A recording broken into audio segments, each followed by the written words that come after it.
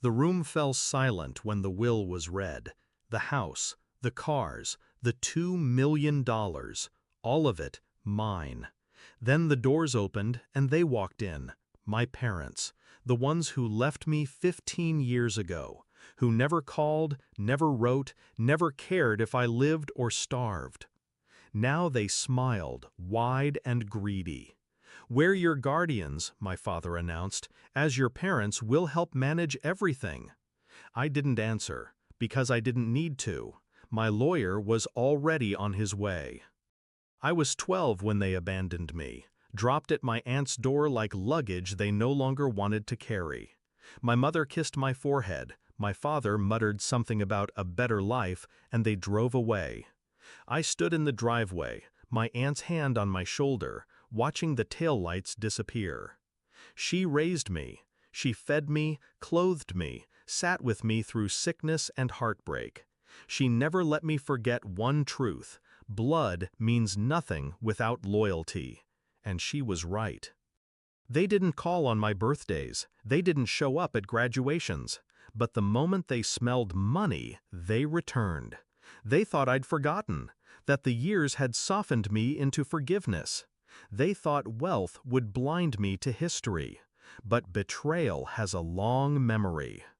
I didn't rage when they arrived at the will reading. I didn't demand they leave. I just let them talk.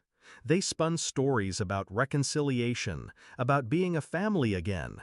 My mother even cried, dabbing her eyes with a tissue like she was auditioning for pity. Inside, I was calm, because I knew something they didn't. Before my aunt passed, she and I prepared. We anticipated this moment. She knew who would circle like vultures, and she made sure I had every weapon ready.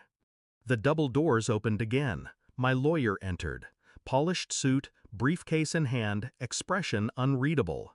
He sat beside me, opened a folder, and slid documents across the table. "Guardians?" he repeated, eyes flicking to my parents. "Interesting choice of words, considering your parental rights were legally terminated 15 years ago." Their faces drained of color. My father's mouth opened, then closed. My mother froze, the tissue trembling in her hand.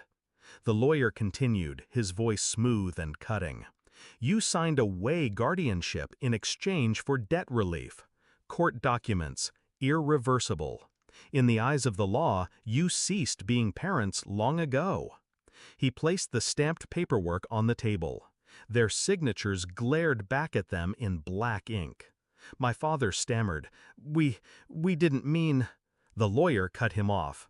"Which means you have no claim, no rights, no authority over a single cent or property. Attempting to interfere could be construed as fraud, possibly extortion." I didn't look at them. I let the silence sharpen the knife. My mother lunged toward me then, grabbing my hand like she'd just remembered she had a child. "Sweetheart, we only wanted what's best for you." I pulled my hand away. "What's best for me?" I repeated softly. "Where was that when I needed lunch money, or when I was sick at 12 and she sat by my bed all night while you were gone?" Her lips trembled. No words came out. I leaned back, voice steady, almost gentle. "You gave me up.